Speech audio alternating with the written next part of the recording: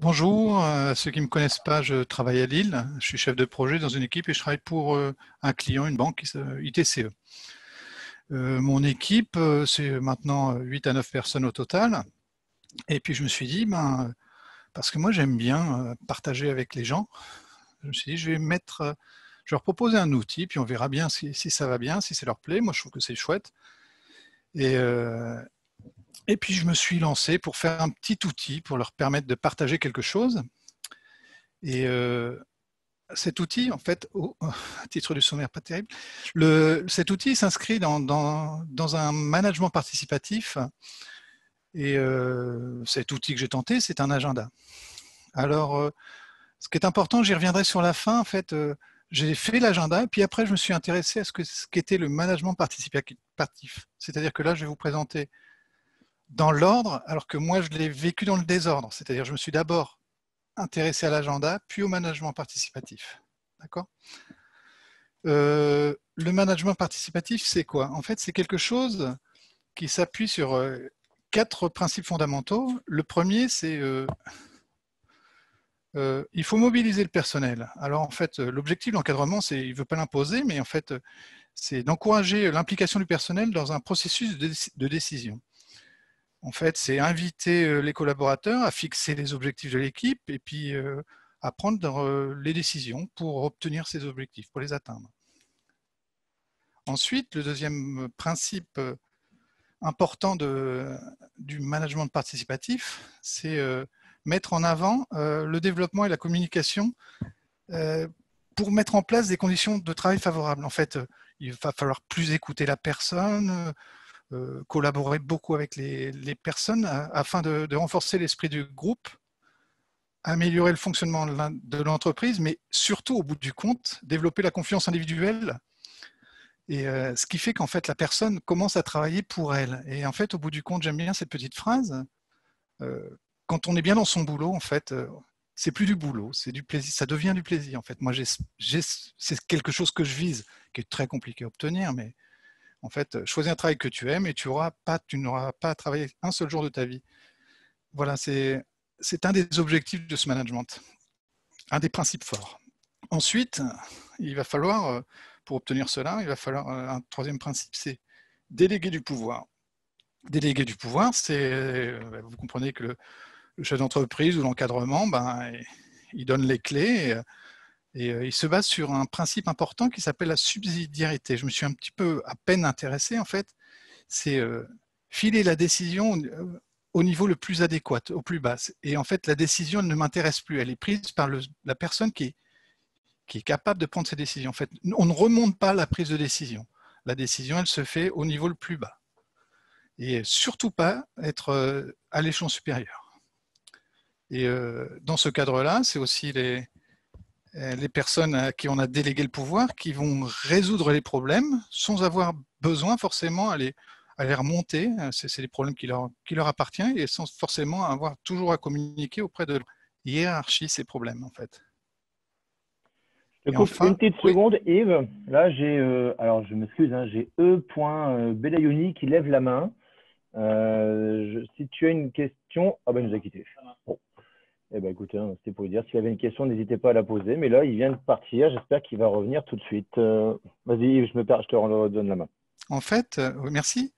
Le dernier principe fondamental, c'est que malgré tout, il va falloir qu'il y ait en place un contrôle, une régulation. Et en fait, c'est un autocontrôle. C'est-à-dire que plutôt que d'avoir des outils de contrôle choisis par le management, en fait, il va y avoir quand même des dispositifs de régulation individuelle qu'on va mettre en place, individuels et collectifs. Alors, collectif, ce sera avec l'équipe. En fait, on va reconnaître le droit à l'erreur, mais il va falloir que l'autocontrôle et d'autres dispositifs permettent de coordonner l'équipe, de rendre les gens, tout en laissant la responsabilité des personnes à leur propre contrôle. Mais c'est très important, on ne peut pas en fait, c'est pas du laisser aller en fait. C'est important aussi que ce principe de contrôle soit respecté. Alors, qu'est-ce qui le caractérise? En fait, le management participatif, c'est les décisions. En fait, elles sont prises avec un consensus des collaborateurs. En fait, il va y avoir un dialogue permanent. En fait, hein. Les gens vont se causer, il va y avoir des discussions hebdomadaires où les gens vont apporter les problèmes, enfin vont mentionner les problèmes qu'il va falloir régler. Et en fait, il va y avoir des avis différents. Et en fait, la solution elle va être choisie. Et en fait, choisie, mais pour tous. Et en fait, le but, c'est vraiment d'atteindre un consensus. Ce qui fait qu'au niveau de l'organisation, en fait, descendant en dessous, là, on a plutôt un management persuasif, un management participatif, pardon, et,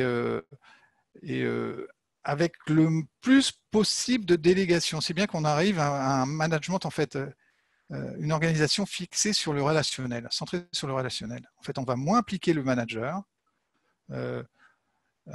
moins, comment dire, moins se centrer sur le résultat, plus sur le rôle des gens, en fait. Voilà. Et donc, un management participatif, il y a plein d'avantages, mais il y a plein d'inconvénients.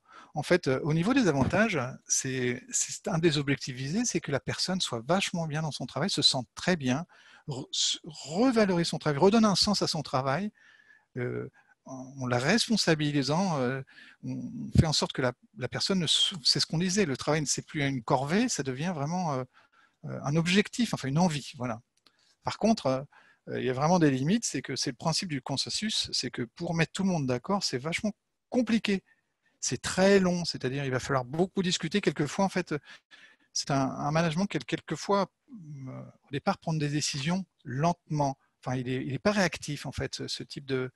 Face à un problème, s'il faut que tout le monde soit d'accord, ça peut mettre du temps. Et ensuite, en fait, il y a une autre contrainte, c'est qu'en fait, quand on responsabilise les gens, ça veut aussi dire qu'elles prennent en charge un sujet où elles sont responsables, il va falloir qu'elles assument les erreurs. Et en fait, au départ, il y a il y a de la, comment dire, une hostilité à ce changement. On aime bien être protégé par des managers. Donc, c'est quelque chose à mettre en place. Enfin, quand on dit tu es responsable, tu es responsable des emmerdes que tu vas avoir. Et ça, c'est un petit peu compliqué à faire accepter au sein de l'entreprise. Ça se travaille avec beaucoup de confiance. Voilà. Voilà, là, j'ai très, très rapidement balayé ce que j'appelais le management participatif, que je rappelle, j'ai vu ça après, parce que je me suis intéressé après, parce que je me suis rendu compte que cette expérience d'agenda d'équipe s'inscrivait dans ce type de management. Alors, cet agenda d'équipe, en fait, à qui il est destiné? À quoi ça peut servir? Oui, pour qui? C'est ce que je vais expliquer plus tard, enfin c'est ce que on va aborder, excusez-moi. Et puis à travers une expérience, je vais donc l'expérience de cet outil d'agenda que j'ai proposé, je vais vous faire une petite démonstration et puis enfin je vais faire le retour d'expérience. Comment ça a bien ou pas bien marché en fait.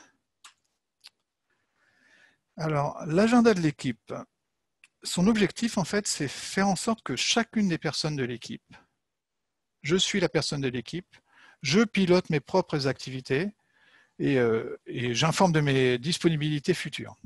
Disponibilité, indisponibilité future. Pour cela aussi, je vais les partager, ces activités, ces disponibilités, avec tous les membres de l'équipe. Il faut que j'ai le moins de contraintes possible et que je sois le plus autonome possible. Ça, je parle de mon outil, de l'outil que j'ai expérimenté avec l'équipe. Par contre, cet outil-là, c'est un agenda, c'est-à-dire il va prévoir. Son objectif, ça n'est pas de dire j'ai fait ça, j'avais prévu ça, combien ça m'a coûté, est-ce que ça correspondait à ce que j'avais prévu, ça va me permettre de faire du pointage. Non, non, non, ce n'est pas un outil à, à but, comment dire, suivi de pilotage réalisé. C'est prévoir et informer de ce que je prévois, et évidemment, dans la volonté de réaliser ce que je prévois. C'est vraiment mon objectif. C'est dire, plus je vais prévoir, plus je vais m'impliquer dans mes prévisions, plus je vais faire en sorte qu'elles soient justes. Les personnes qui sont intéressées par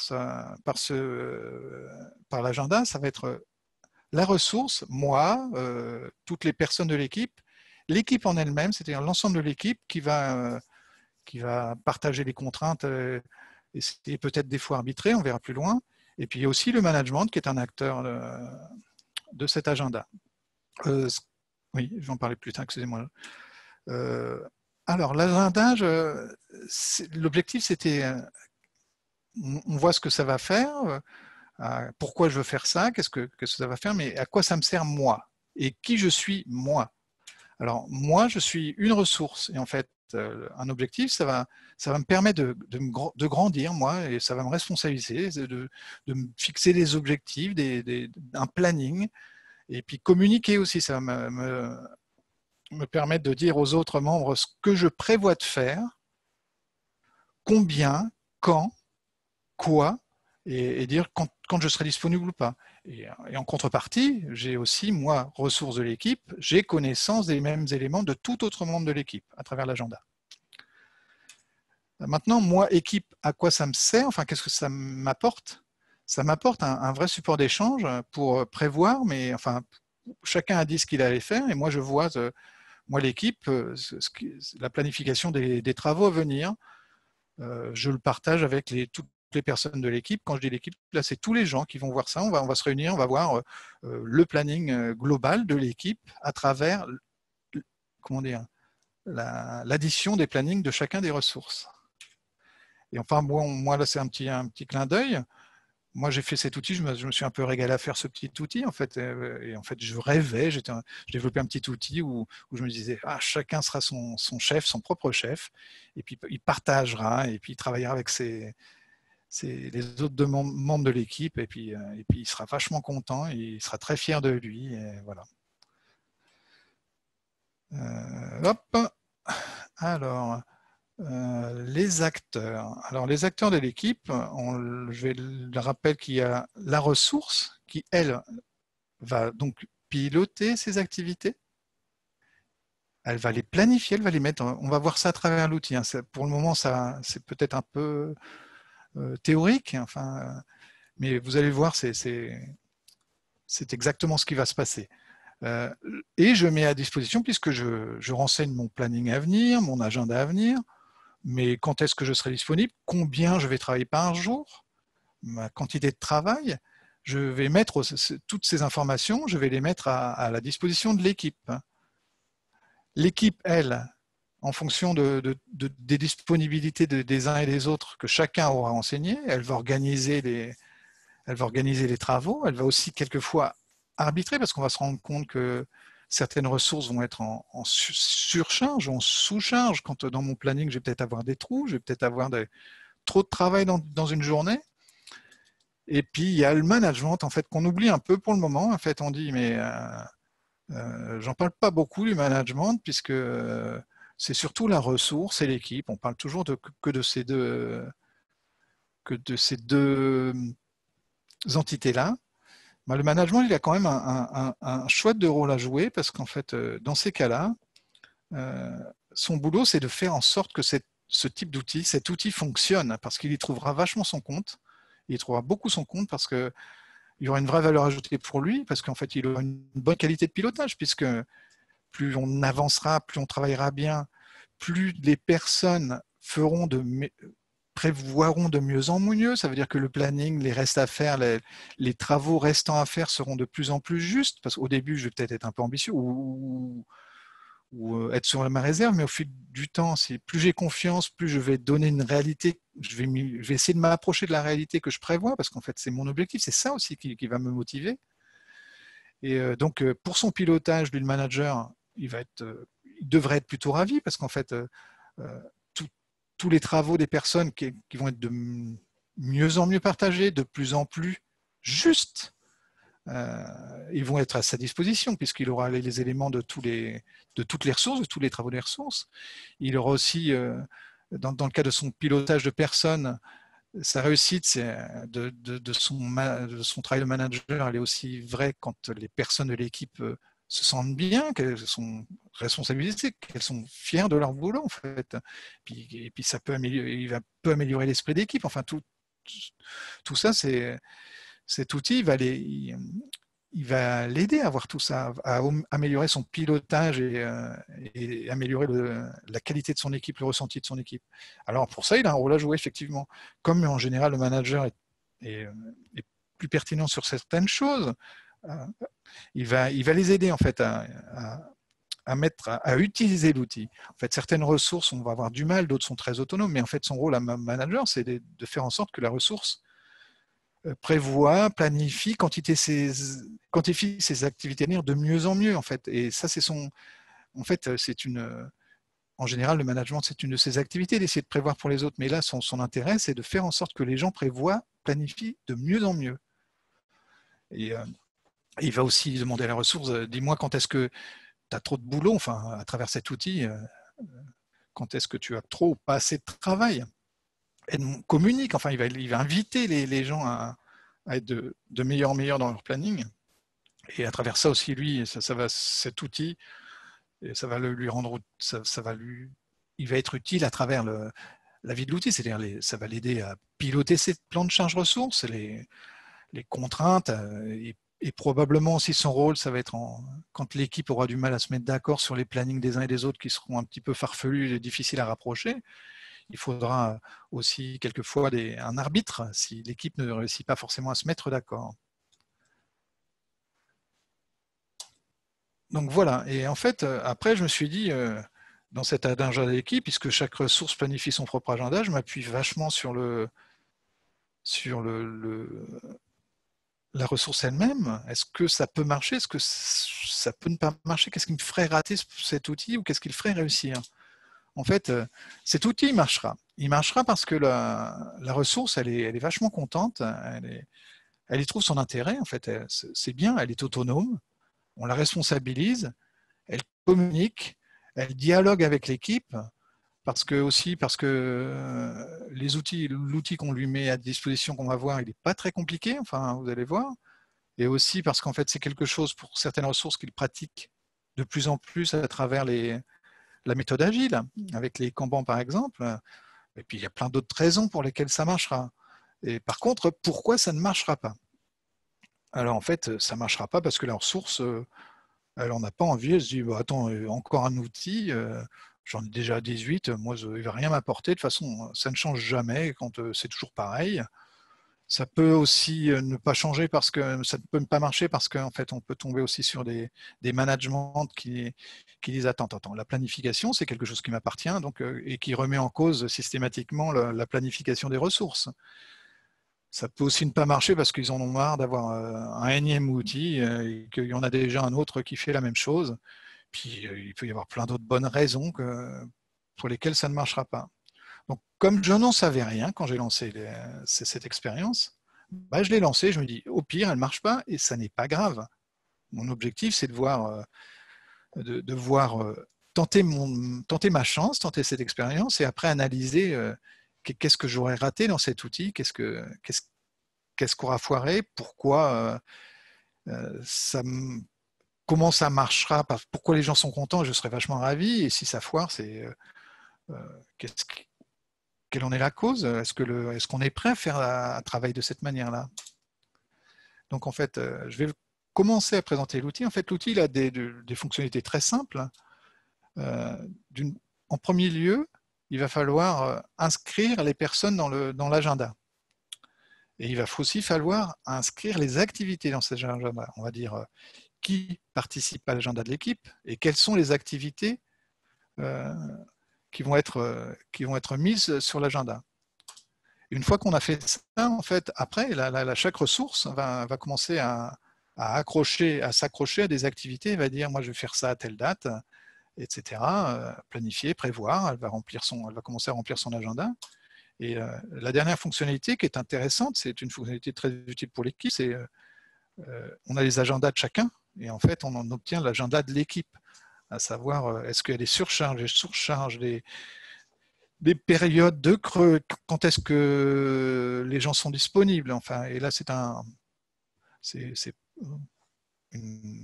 synthèse des agendas et puis voir comment ça peut aller ou pas. Est-ce que mes agendas de chacune des ressources est cohérent avec un agenda de l'équipe, les objectifs de l'équipe. Pour cela, en fait, les fonctionnalités sont les suivantes, en fait. À travers la gestion du pool de ressources, c'est pouvoir donc ajouter, enlever une ressource dans le pool. Là, tout le monde pourra le faire. La ressource peut s'ajouter, ou l'équipe. Enfin, quand j'ai l'équipe, c'est n'importe quel. Dans ce sens-là, c'est un arbitrage de tout le monde, et en fait, une ressource pourrait ajouter ou enlever quelqu'un de l'équipe. Donc, maintenant, gérer les activités. Alors, organiser la structuration des activités, c'est quelque chose d'important. C'est ce qui permet d'avoir, si on crée les activités un peu n'importe comment, on va vite s'y perdre. Donc il faut choisir une organisation, on en verra une, il y en a plusieurs, mais en fait il faut essayer avoir une cohérence pour l'équipe pour que quand je cherche une activité, que je n'ai pas de difficulté à la trouver et qu'il n'y ait pas de doublons, etc., etc. Donc l'organisation, c'est comment est-ce qu'elles vont être bâties en fait, pour pouvoir me permettre, moi, ressources ou moi, équipe, à retrouver facilement une activité. Donc dans la gestion aussi, on va pouvoir donc ajouter et fermer une activité. Maintenant, au niveau de la planification ressources-activités, qu'est-ce qu'on fait en fait? On s'affecte, on s'accroche, on se décroche d'une activité, on actualise son plan de charge prévisionnel et on peut... alors, actualiser son plan de charge prévisionnel, c'est aussi informer les autres de ces indisponibilités. On verra qu'est-ce que c'est qu'une indisponibilité, tout simplement une RTT, une formation, des vacances. Ensuite, au niveau de l'analyse de l'équipe, il faut pouvoir connaître le plan de charge prévisionnel pour une personne, pour l'ensemble des personnes, ou pour une activité. C'est-à-dire qu'il peut y avoir plusieurs personnes sur la même activité, évidemment. On va le voir, enfin, vous allez voir tout ça. Ce n'est pas un outil très gros. Ça, ensuite, il faut aussi pouvoir voir la synthèse, ça veut dire est-ce que tout le monde a du boulot? Est-ce que personne est en surcharge? Est-ce qu'il y a des gens qui n'ont pas de travail? Et qui est disponible quand au cas où j'ai besoin de lui? Donc ça, c'est l'analyse de l'activité de l'équipe. Alors, on voit qui fait quoi. En fait, l'équipe a pour responsabilité majeure, enfin au départ, à organiser la structure des activités, et après l'équipe peut faire un tas de choses. Par contre, on va considérer que la ressource est responsable de son affectation et de la mise à jour de son plan de charge. Et alors, l'affectation, c'est s'accrocher à une activité. Mettre son plan de charge, c'est dire je vais travailler tant tel jour, tant tel jour, tant tel jour, d'accord. C'est la petite différence. Voilà.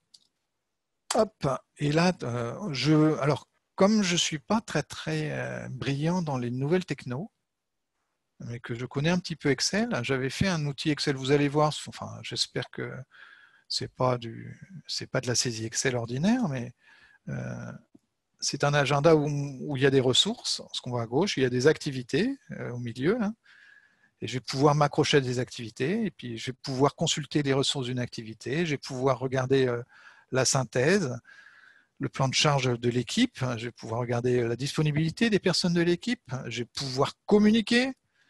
Alors, vous allez voir, c'est-à-dire à travers des mails, échanger entre les personnes, c'est quelques outils comme ça. La communication, c'était un petit peu du gadget en fait. C'était des mailings automatiques. Allez, démarre la démo le loup. Ah, il ne veut pas le mettre sur le bon écran. Donc. Voilà. Alors, il y a très peu de choses en fait. Hein. Ici, la mise à jour des ressources, c'est dire qui est qui fait partie de l'équipe. Alors là, c'était mon équipe à l'époque, enfin mon équipe, l'équipe à laquelle j'appartiens à l'époque. Il y a plusieurs types de ressources. Il y a des ressources qui sont dans l'équipe, il y a des ressources ex qui étaient dans l'équipe, et il y a des ressources qui ne sont pas dans l'équipe, mais qui peuvent accéder à l'agenda. Ça veut dire que, je donne un exemple, d'ailleurs Laurent faisait partie du lot, ce sont des personnes du management qui peuvent accéder à l'agenda, par exemple pour regarder la synthèse, etc. Par contre, ils ne font pas partie des gens qui vont s'affecter, qui vont saisir les informations dans cet agenda. Ce sont des consultants externes, on appelle ça. Enfin, je ne sais pas comment les appeler, c'est comme ça que je les appelle. Je les ai paramétrés non, ça veut dire qu'ils ne vont pas saisir dans l'agenda, par contre, ils pourront le consulter. Et ils peuvent être destinataires de courriers, ils peuvent être d'échanges, d'accord? Donc là, Je vais pas actualiser. Là, c'est les ressources. Donc, c'est les ressources que j'ai ajoutées. On peut ajouter une ressource. Bon, voilà. Il y a des choses inutiles. Le rôle, par exemple, n'a pas d'intérêt dans l'outil. Les initiales, pour le moment, j'en ai pas encore. Enfin, j'en ai pas. Il n'y en avait pas. Donc, pour le moment, si vous voulez, j'ai mis ça dans l'idée. Si l'outil fonctionne bien, ça pourrait me servir à d'autres fonctionnalités. Donc là, on peut ajouter, supprimer, pas supprimer, on peut retirer une ressource du truc en mettant X, il ne fera plus partie de l'agenda. Maintenant, au niveau des activités. Alors, comment les activités dans le projet, on les a identifiées de différents types, en fait. Il y a des activités c'est ce que j'appelle l'organisation des activités. L'organisation des activités, en fait, dans l'outil que je propose, elle a 3 niveaux. Elle a un niveau domaine, elle a un niveau sujet et elle a un niveau détail. Le domaine. Alors, le domaine, moi, ça m'a permis de créer des domaines de différents types. Moi, en fait, il y a des domaines, je suis absent. Je suis absent pour quelle raison ? Pour une raison, quelque chose, je n'ai pas envie de le dire. Une absence pour congé RTT, une absence pour formation, pour maladie, etc. Ça, c'est le premier domaine. Et dans ce cadre de domaine, j'ai mis des sujets d'absence, qu'on appelle un sujet, puis des détails. Voilà.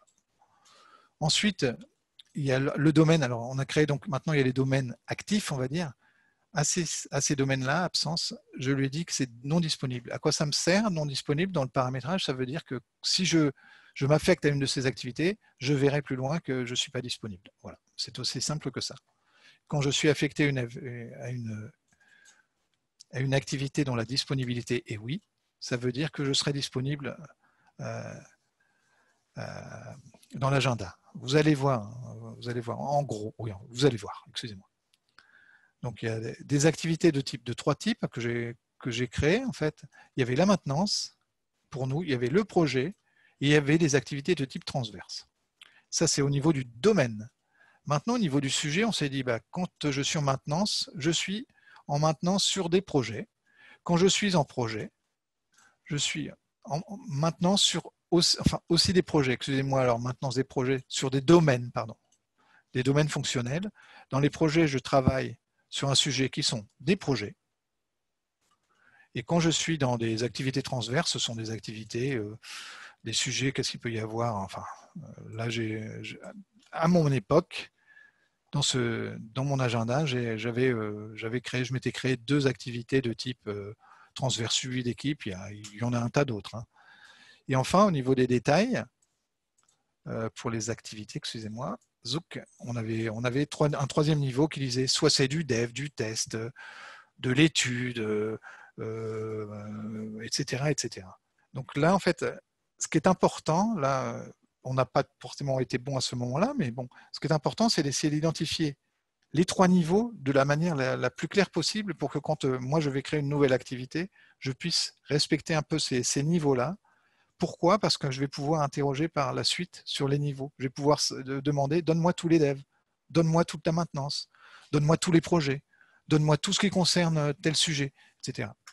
Donc c'est un travail de réflexion assez compliqué, de dire comment je vais organiser mes activités, parce qu'au début, je vais en avoir 3, c'est facile, mais l'outil marchant bien, je vais créer des activités au fil de l'eau. Et faut-il en créer beaucoup? Faut-il en créer peu? Comment je fais pour identifier, retrouver facilement une activité parmi tant d'autres? C'est pour ça que cette organisation-là, en fait, l'équipe, il faut qu'elle se mette bien d'accord pour ne pas inventer n'importe quoi, pas donner complètement une liberté totale, parce qu'après, l'outil va merder, il va mourir de lui-même parce que je serai incapable de retrouver ma propre activité. Donc, je reviens au menu. Maintenant, en fait, le principe, je scrotte, c'est pas une bug démo, ça. Bref, le principe, c'est que Yves Cassagnaber, excusez-moi, là, j'ai un écran qui a merdé, il va pouvoir s'affecter à un projet ou à une activité ici. Je vais pouvoir m'affecter à ce projet-là. Donc, en fait, tout simplement, je m'associe et je dis, voilà, affecte-moi. Il va me proposer, j'espère qu'il va me proposer. Voilà. Yves Cassagnaber, il a déjà plein de choses à faire dans l'avenir, mais il m'a rajouté ce projet-là, cette ligne-là, Yves Cassinabert, il peut dire non, non, non, je ne vais plus travailler là, je ne vais plus faire de l'étude là, je vais pas travailler là-dessus, je vais travailler là-dessus. Alors, pourquoi du pourcentage? C'est l'équipe qui préférait mettre des pourcentages que d'une quantité. Il disait je vais travailler à 60%, à 20%. Donc là, moi, dans mon agenda à court terme, je dis, je me suis rajouté cette activité-là, je dis, je vais travailler là, je vais faire ça, ça, ça. Je vérifie, je vais aussi travailler là, tiens. Alors, il y avait des petits gadgets, je vérifie que je suis bon. Et ah non, je ne suis pas bon parce que là, je suis ici, là. Je suis en surcharge. Voilà, on met en rouge les surcharges, on indique ce qui n'est pas bon. Et puis là, je suis en sous-charge parce que je n'ai pas prévu dans mon agenda, je n'ai pas prévu ce que j'allais faire dans les jours qui vont venir. Voilà. Alors, je reviens au menu. Ah oui, il y a un tas de petits gadgets, excusez-moi. Excusez-moi pour cet écran, il est merdique, c'est dommage. Dans l'agenda, je peux dire combien de jours, mon agenda il vit sur combien de jours.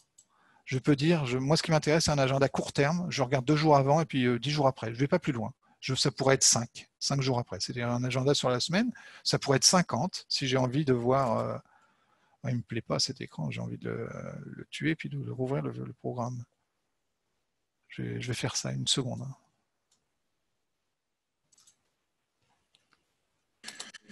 Ça te permet d'éditer des rapports, ça, Yves? Oui, vous allez voir. Voilà. Donc, c'est un petit peu plus joli. Là, je recommence. Je peux donc, voilà, on va prendre donc, je peux m'ajouter ce que je veux, plusieurs activités. Je vais être absent. Je veux rajouter les activités qui m'intéressent. Je sélectionne moi. Je sélectionne les activités et je les ajoute. Et en fait, vous voyez, enfin, on voit que les activités s'ajoutent. Alors, il y avait des activités que j'avais déjà choisies, mais je vais prendre une ressource qui n'a pas de boulot, ça va être plus simple. Voilà le premier rapport qu'on a. Le premier rapport qui donne, c'est celui-là, qui dit voilà mon plan de charge. Mon plan de charge dans les 10 jours, parce que j'ai choisi, ce serait sur 10 jours. Je vois que Hadji, il n'a rien prévu, Antoine, il n'a rien prévu, Arnaud Payen n'a rien prévu, etc., etc.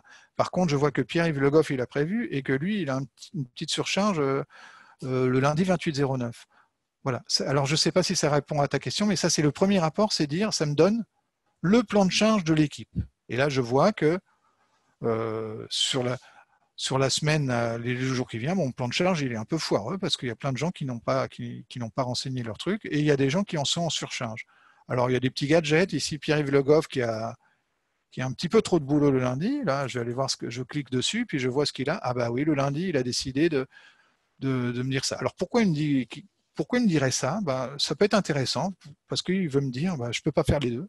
À l'aide, au secours. On n'est pas obligé de dire je suis à 100% ou à 70%. L'intérêt aussi de cet outil, c'est aussi de dire j'y arrive pas, j'ai trop de boulot là à ce moment-là, il faut que je livre 2 choses. Ou au contraire, là, le vendredi, je vais avoir du temps pour le faire.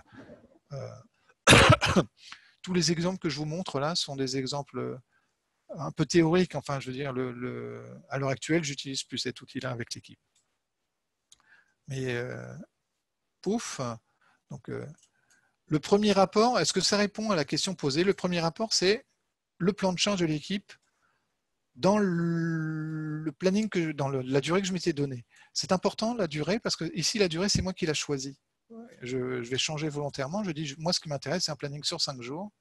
Et évidemment, c'est pas top. Évidemment. Excusez-moi. Et là, le planning sur 5 jours, si je regarde la synthèse, il va s'intéresser qu'aux 5 jours à venir. Il peut s'intéresser sur 20 jours, 30 jours, autant qu'on veut. En fait, là, on choisit la durée du planning. Vous comprenez ce que je veux dire? Enfin, c'est vrai que là, je n'ai pas d'interlocuteur, mais... Donc là, on choisit la durée qui m'intéresse. Moi, équipe, je travaille sur un avenir plus ou moins proche et je choisis au niveau de ma gestion d'agenda, de la durée de mon agenda qui m'intéresse, sur lequel je vais suivre ma planification. Donc, mon premier reporting, c'est voilà, j'ai tel plan de charge et le deuxième outil mis à disposition de l'équipe, c'est la disponibilité des uns et des autres. Antoine Gichtenard, il n'est pas disponible cette semaine, je vais essayer de voir pourquoi. Ah bah oui, il est absent, il est en congé. d'accord? Il a choisi dans son agenda, enfin, il a formé dans son parce qu'il est en congé. Les autres sont disponibles, par contre, ils n'ont pas rempli leur agenda. Yves Cassagnabert, il n'est pas là vendredi. Effectivement, est-ce qu'il n'est pas là? Oui, Yves Cassin, ben, ici, il est absent le vendredi, on le voit. Voilà. Et il y a un autre regard, c'est ce que je vous disais sur l'organisation des équipes. En fait, ce qui m'intéresse, c'est que voilà, je choisis maintenant, je m'intéresse aux ressources d'une activité. Maintenant, je m'intéresse à l'activité de niveau 1. Alors, j'ai sélectionné l'activité projet. Qui bosse sur les projets? Je vois qu'au niveau projet, il va y avoir ce travail-là. À ma connaissance, il va y avoir ce travail-là sur le niveau projet. Maintenant, je peux m'intéresser qui va faire du dev dans cette période-là. Justement, c'est intéressant les niveaux. Au niveau détail, moi, je vais m'intéresser maintenant au niveau du dev. Là, j'ai choisi le niveau 3. Excusez-moi, j'ai cliqué le niveau 3. Il va me prendre toutes les activités dont le niveau 3 est dev. Et il va me dire qui va faire du dev dans cette période-là. Donc, les devs, je vois qu'il va y avoir un dev de maintenance, un dev de projet, etc. De même, enfin, c'est pareil pour le niveau 2. Le niveau 2, je choisis le niveau 2 qui concerne le sujet recommandation. Excusez-moi, c'est un peu du chinois, mais peu importe pour vous, ça c'est pas ça le sujet. C'est mon sujet, j'ai choisi le niveau sujet. Tout à l'heure, j'ai choisi le niveau détail ou le niveau domaine. Et quand je choisis le niveau sujet, ah bah pas de bol, c'est un sujet où personne ne bosse. Je vais en prendre un autre peut-être, celui-là. Voilà, sur le sujet MyProBDR, bah on voit qu'il y a des gens qui y bossent. Et ils y bossent comme ça. Et à chaque fois, il y a un petit truc qui me dit bah, Pierre-Yves Le Goff, pourquoi là il est en jaune? Ça veut dire que ce jour-là, il a une sous-charge. Donc je m'intéresse à Pierre-Yves Le Goff. Je double-clique, ça foire. C'est pas très grave. Peu importe. Et si je vois que Pierre-Yves Le Goff, il est en sous-charge sur ce. Mince, c'est pas le bon outil. Le synthèse plan de charge, il va être à 50%. Je ne sais plus le vendredi, il est où? Il est à 70%. Là, il est en sous-charge. Parce qu'il est à 50% sur un sujet et 20% sur un autre. Voilà, c'est au niveau de... Voilà l'agenda. En fait, là, on a fait le tour de l'outil de l'agenda, presque le tour, dans le cas de ma démonstration. Donc, on voit bien que j'ai paramétré des ressources, j'ai paramétré des activités. C'est le plus compliqué, ça. Hein. Sachez-le, c'est définir les domaines, sujets, détails. C'est ce qui est le plus compliqué pour que les gens s'y retrouvent facilement. Et que pour moi, enfin pour nous, équipe ou moins ressources, je puisse facilement retrouver les devs. Par exemple, moi j'ai besoin d'un dev, je veux savoir, ou travailler sur un dev, je veux savoir tous les devs qui sont actifs en ce moment, etc. Ou ce qui m'intéresse, c'est plus un projet, je vais m'intéresser à un projet, etc. Bon, derrière, j'ai mis des petits outils qui sont, on va dire, annexes, mais parce que j'y croyais beaucoup, je me disais ça va vachement bien marcher. J'avais donc proposé dans cet agenda de dire ben voilà, moi j'ai des sujets de mail, je voudrais ajouter une ressource et puis je voudrais le dire à tout le monde que il y a machin qui va nous rejoindre, je voudrais l'ajouter, est-ce que vous me le permettez? Donc en fait, ou organiser la structure. Et en fait, ça envoie un petit mail. Hein, j'espère que ça fonctionne. Et oui, mon mail il ouvre à côté, évidemment. Excusez-moi, il ouvre la boîte mail à côté.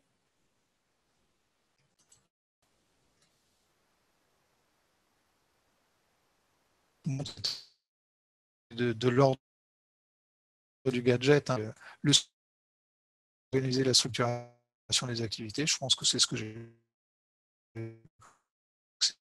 sélectionné. Oui. C'était un petit gadget en plus sur l'outil lui-même. Donc là, j'ai fait la démonstration de l'agenda. On voit bien que l'agenda, en fait, il va que dans l'avenir. Et si je me trompe, enfin, on est 2 semaines plus tard et que je n'ai pas réalisé ce que j'avais prévu, je m'en fous, je replanifie. Et en fait, au fil du temps, mon objectif, c'est que je vais me tromper au début. Et en fait, je vais être de meilleur en meilleur. Et en fait, je vais de plus en plus réaliser ce que j'ai prévu de réaliser. Donc, c'est pour ça que l'objectif, c'est pas de contrôler. En fait, le contrôle, ça va être la personne qui va le faire elle-même. C'est de la responsabilisation. Elle avait prévu de travailler à 100%, elle ne l'a pas fait. Ou ou elle n'avait pas assez prévu de temps pour faire ça, ben elle va replanifier de fil en temps, mais derrière ce qu'elle avait prévu dans le passé, c'est gommé. On s'intéresse qu'à l'avenir. Voilà. Donc je vais fermer là. Là, j'ai fait le tour de ma démonstration. Est-ce qu'il y a... enfin voilà, l'outil fait ça.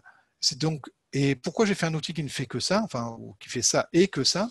C'est parce qu'en fait, il ne fallait pas un outil qui soit trop compliqué. Et il fallait un outil qui soit un petit peu motivant et qui ne soit pas un outil de flicage non plus. Parce que ça pouvait être un... Quand on présente des outils, les gens disent c'est du flicage. C'est pas les outils qui fliquent, c'est les gens qui utilisent les outils qui fliquent. C'est les gens qui fliquent, c'est pas les outils.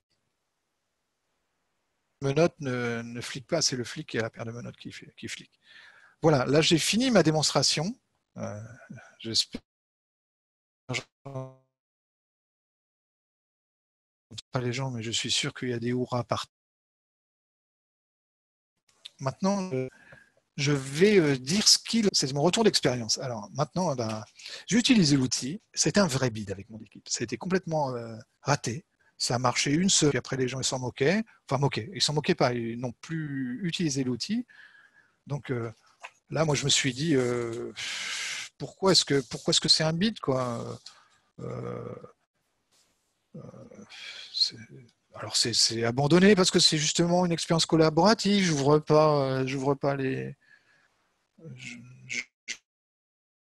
puis ma première cause, de toute façon, je me suis dit, moi, je travaille avec des mecs qui sont vraiment pas sympas avec moi parce que je leur donne un super outil vachement bien pour qu'ils grandissent, puis ils en veulent pas. Quelques causes remontées par les gens de l'équipe quand même. Les personnes qui m'ont dit, mais ton outil, il nous sert à rien. Bon, d'accord. Et enfin, parce qu'en fait, le chef, c'est aussi une assurance. C'est-à-dire que moi, si je ne suis pas responsable, si j'ai quelqu'un au-dessus de moi, ça m'en service aussi. Donc voilà. Donc cet outil était je me suis dit, bon et puis après, je reviens sur ce que je vous avais dit au début, en fait. J'ai seulement foiré, en fait, moi. Qu'est-ce que j'ai foiré, moi? Donc, je vais m'intéresser au management participatif. C'est seulement après, on va dire, l'échec de l'utilisation de l'outil que j'ai donc je me suis intéressé au management participatif et j'ai découvert, en fait, que nous avons trouvé une nouvelle cause. En fait, cet outil, pour l'équipe, il était vraiment inutile, en fait. Il était inutile parce qu'en fait, quand j'ai regardé ce que c'était que le management participatif, on l'applique de fait dans l'outil. Je vais vous dire pourquoi en fait. Alors, je vais rappeler, en fait, le management participatif dans l'équipe, il marche vachement bien. Et en fait, l'objectif de l'outil, c'était d'obtenir ça. Et en fait, je voulais obtenir quelque chose qui existe déjà au niveau de l'équipe. Alors, je vais rappeler les 4 principes du management participatif, c'est la mobilisation. En fait, aujourd'hui, je travaille dans une petite équipe, elle est stable. Moi, j'y suis arrivé depuis 3 ans et les gens se connaissaient avant, donc je suis un des derniers arrivés, derniers arrivés. Et en fait, c'est toujours les mêmes personnes. Et en fait, on travaille vraiment en confiance. Bien qu'on soit sur 2 sites, c'est à Lille et à Nantes, on se connaît beaucoup, on partage vraiment les objectifs et il y a énormément d'échanges. Donc, au niveau de la mobilisation, rien à dire, l'équipe est vraiment mobilisée. Sur la délégation, alors il faut savoir que peu importe qu'ils utilisent l'outil, mais en fait aujourd'hui, chaque ressource, elle gère ses problèmes et elle prend ses décisions. En fait, elle est complètement autonome. Quand elle rencontre un problème, c'est vraiment quand elle ne sait pas les régler seule que là, elle fait appel aux gens de l'équipe pour essayer de les régler avec les gens de l'équipe. Et quand elle ne sait pas, là, elle remonte le problème au client. Donc en fait, au niveau de la délégation, il n'y avait vraiment pas besoin de déléguer en fait. La responsabilité, elle est prise de fait, en fait. C'est déjà vrai. D'autant plus, en fait, il y a un truc qui est important aussi, on a de la chance, on a un client qui nous invite à travailler comme ça. C'est-à-dire que lui-même, il nous donne cette liberté, cette responsabilisation, cette autonomie, et on a un reporting avec lui très, très light, et où les gens sont très contents de faire ce reporting. Au niveau de la régulation, les autocontrôles, en fait, maintenant, en fait, le client nous avait proposé des outils qui sont pas trop mal pour ça. Et en fait, et l'équipe, elle est rompue, elle est rodée à tous ces outils de régulation, de suivi, de contrôle que le client nous a mis à disposition. Donc, ça fonctionne aussi. Et enfin, au niveau du développement personnel, c'est un petit peu la chose la plus compliquée à contrôler. Tout ce que je peux vous dire, moi, là-dessus, je ne sais pas vraiment le mesurer. Ce que je peux vous dire, c'est qu'en fait, on fait un reporting trimestriel avec les ressources et il n'y en a pas une qui souhaite quitter l'équipe. En fait, ça ne veut pas dire qu'elle vit le bonheur dans son travail, mais n'empêche qu'elle y est bien et qu'elle n'a pas envie de changer, sa mission lui convient et que globalement, en fait, les personnes se sentent bien dans leur mission. Et en bout du compte, en fait, mon bilan à moi, enfin le bilan de cette expérience avec l'équipe, c'est que celles au début qui m'ont dit que l'outil il était inutile, je finis par leur donner raison. Je leur donne raison parce qu'en fait, l'équipe elle est déjà dans cette démarche de management collaboratif pour lequel j'avais mis en œuvre cet outil. En fait, l'objectif était déjà atteint alors que moi je souhaitais pas mal atteint alors que moi je voulais mettre un outil à disposition pour pouvoir l'atteindre. Et voilà, moi là-dessus j'ai fini ma présentation. Super, merci Yves. Je vais réactiver les micros. Si vous avez des questions, vous pouvez réactiver votre micro. N'hésitez pas à poser une question à Yves. Merci Yves, super intéressant. Et en effet, je partage bien complètement l'idée de l'outil, le plan charge, outil nécessaire pour toute gestion de projet et gestion d'équipe.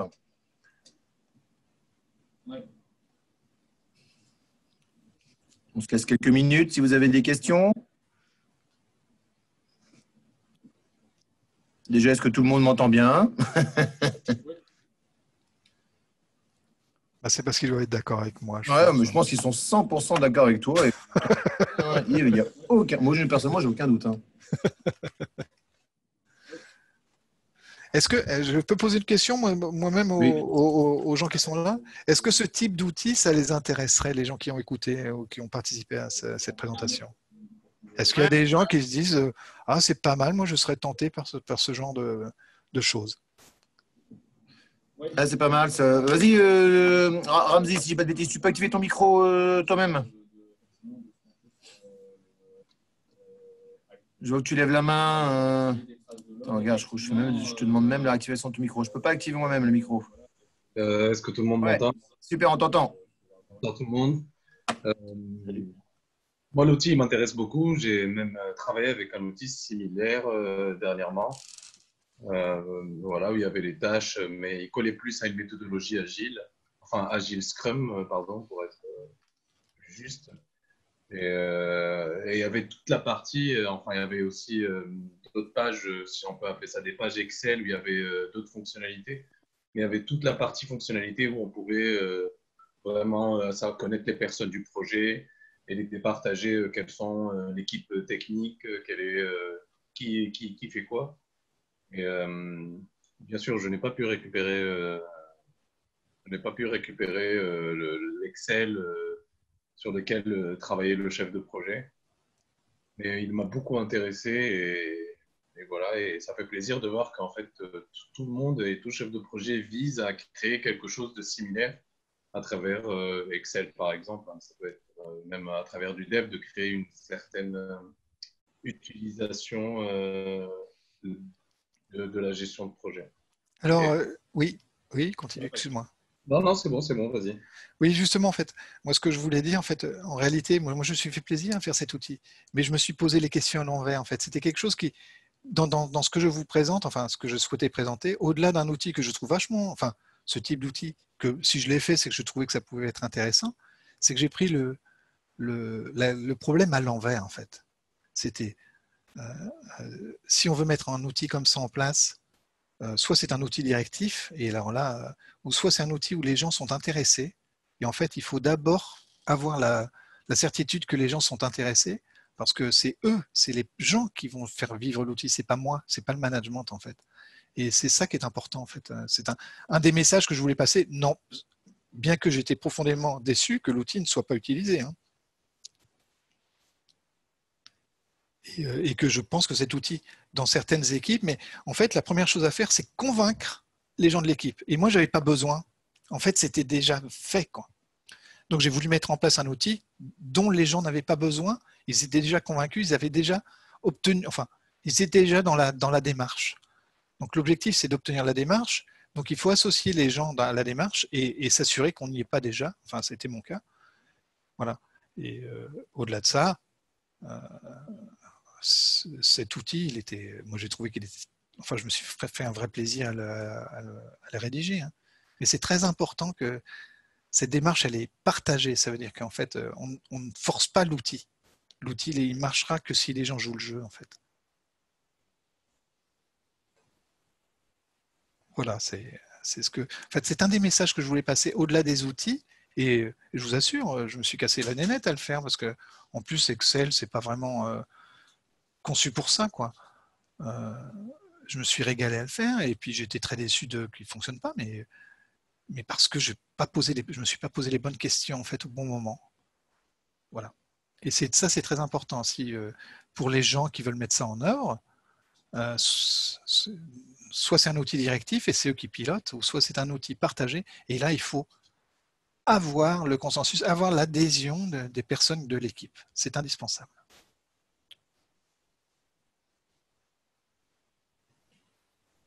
Voilà, je ne sais pas si j'ai... Enfin... Super, merci. Et la question de Yves, là, est-ce que d'autres personnes ici, là, vous utilisez déjà ce genre d'outils, ce genre un peu d'outils de plan de charge, de suivi d'activité au sein de vos équipes, de vos projets? Alors, je pense qu'il y en a tout plein, des trucs vachement plus chiadés, des MS Project et des choses comme ça qui sont beaucoup plus chiadés, mais c'est piloté par le management, là. Voilà. C'est pas le même objectif, en fait. Enfin, pas le même objectif. Non, c'est pas le même objectif. C'est pas un objectif participatif. Selon moi.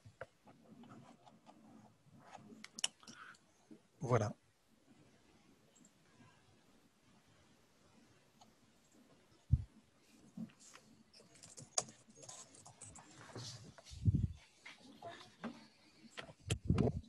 Bah, écoutez, Gips. Eh bien, écoutez, merci à tous. Vous retrouverez prochainement, d'ici la semaine prochaine, le replay sera sur YouTube. Si personne n'a de questions, je peux, mais oui, vas-y, n'hésite pas à reposer une question. Il faut reprendre le micro. Il faut activer ton micro. Je ne sais pas si tout le monde m'entend. Et toujours là, vas-y. Oui, mais je ne peux pas activer mon micro quand il y a quelqu'un qui parle, en fait. Et donc, ah bon? Ouais, j'arrive pas, il me dit qu'il faut que quelqu'un me donne l'autorisation. Et donc, je pense que c'est quand tout le monde, enfin, il n'y a plus personne qui parle que personne peut activer son micro. D'accord. Je ne suis pas sûr, mais en tout cas, moi j'avais quelques questions. Est-ce que toi, tu l'utilises tout seul en mettant les noms, des prénoms, enfin, en mettant les équipes, en mettant les clients? Je voulais savoir, est-ce que toi, personnellement, tu continues quand même à l'utiliser? Non. Ou que ça n'a plus de sens de l'utiliser? Non, parce qu'en fait, mon objectif, c'était de valoriser les gens. Et en fait, comme j'ai fait la chose à l'envers, et je me suis rendu compte que ils n'en avaient pas besoin. Dans cet objectif-là d'obtenir un management collaboratif, non, je ne l'utilise pas. Par contre, dans d'autres circonstances, chez d'autres clients où ce sera un management, on va dire,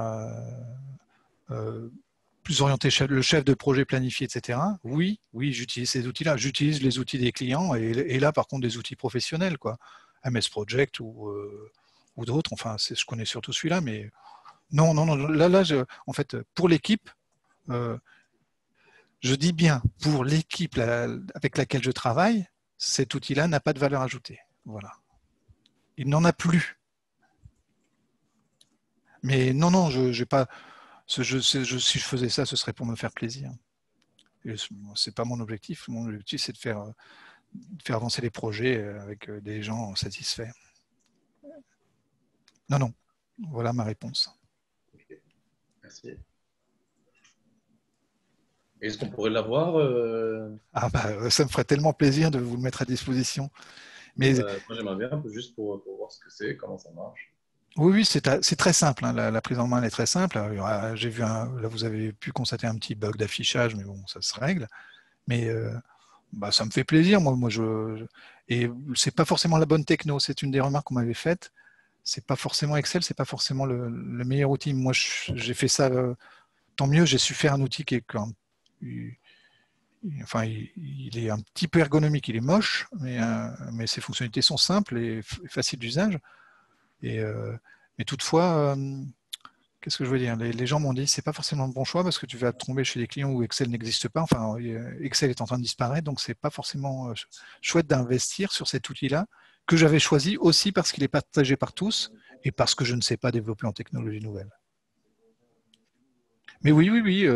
Est-ce que ça fait partie des choses qu'on livre, Laurent?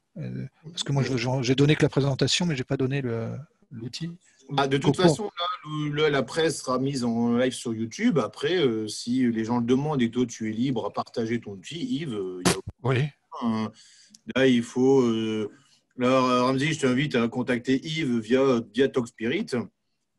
Et tu pourras après t'organiser avec Yves sur comment récupérer l'outil, voire même une mini formation si nécessaire. Oh, je ne pense pas, non. Je crois pas. Il y a une aide que j'ai mise en ligne aussi avec l'outil qui est très pratique, enfin, qui dit vraiment comment ça marche.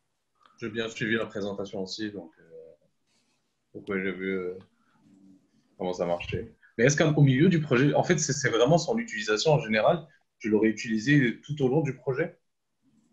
C'est pas une vue projet, c'est tout au long de la vie de l'équipe. Tant que les gens sont pas à l'aise dans leur boulot, tant qu'ils sont pas en confiance. Aujourd'hui, par exemple, enfin Laurent en est témoin parce qu'il travaille, il connaît mon équipe. Moi, quand les gens ils ont pas de boulot, ils disent aux autres, ils disent aux clients, j'ai plus de boulot. Quand ils en ont trop, ils disent, il faut pas la tête dans le sable. Ils attendent pas qu'un manager se rende compte. Donc pour moi, au début, c'était un peu l'objectif, c'est vérifier les surcharges, les sous-charges. Et ben, j'ai pas besoin. Les gens, quand ils n'ont pas de boulot, ils disent au secours, j'ai pas de travail. Hein. Oui. Donc, il n'a pas d'usage pour mon objectif, pour l'objectif que les gens soient bien, quoi. Et ils y sont déjà un petit peu, quoi. Et probablement, ils peuvent être mieux ailleurs, j'en sais rien, mais il n'y a pas comment dire, de raison d'insatisfaction émise de leur part. Mais bon, c'est un outil qui peut être pratique, mais ce n'est pas un outil que pour le management, c'est vraiment un outil pour les ressources. Enfin, Principalement. Mais je le voyais aussi, en fait, même en autre utilisation. Remplacer, remplacer les ressources qu'on a, je sais pas, qui travaillent sur plusieurs projets, on pourrait l'utiliser sur un seul projet, je pense, en remplaçant les personnes par les clients, les devs, faire les tâches en tant que projet et suivre l'avancement de l'équipe. Oui, tout est possible, mais après, j'ai peur que face à ton besoin client machin, ils soient un petit peu limités, enfin, les fonctionnalités de l'outil soient un petit peu limitées, que toi derrière, tu aimerais bien d'autres reporting, un contrôle, enfin, comment dire, un contrôle, une comparaison du réalisé par rapport au prévu, des choses comme ça. Et là, c'est pas sa vocation de l'outil, quoi. Et en fait, j'ai fait aussi exprès pour que ce soit pas sa vocation. Il était là pas pour s'assurer que les gens ont fait ce qu'ils avaient prévu de faire. C'était pas la volonté. La volonté, c'est que au fil du temps, ils deviennent de meilleur en meilleur. Et en fait, au bout du compte, ce qu'ils ont prévu, c'est ce qui se réalise. Et là, j'ai réussi le projet. J'ai réussi l'équipe. Voilà. Mais ça me fait plaisir que quelqu'un le demande. Je te remercie. Je pense qu'il va falloir un peu de temps avant que je gère complètement et que des ressources. Là, je suis au niveau projet, mais ça m'intéresse toujours. Moi, ça m'a toujours intéressé des choses qui touchent à la gestion de projet et à la gestion de ressources ou à la gestion en général. Donc, oui, mais là, ce sera un tout petit outil. Hein. Je te recommande plutôt, enfin, si tu as des choses, d'aller plonger plutôt dans des outils, des chouettes d'outils. MS Project, c'est quand même vachement chouette. Hein. Si c'est ça que tu vises, il va répondre vachement bien à tes besoins, mais ça coûte cher. Le mien, il sera gratuit. Il y a Gouti aussi, je vous conseille. C'est un autre que j'utilise maintenant, il s'appelle Gouti. Et c'est un outil de gestion de projet, il est excellent aussi. Peut-être, oui. Voilà, au passage. Merci du tuyau. Ok, super. Écoutez, merci à tous. Merci Yves. Ceci clôture donc ce Proxy Monday du lundi 21 septembre. Le replay sera sur YouTube dans la fin de semaine. Rendez-vous la semaine prochaine pour un sujet sur le DevOps avec Adrien Chaminade. Merci à tous. Merci encore à toi, Yves, pour cette presse. Et bonne soirée à tout le monde. Ciao, ciao. Ciao tout le monde.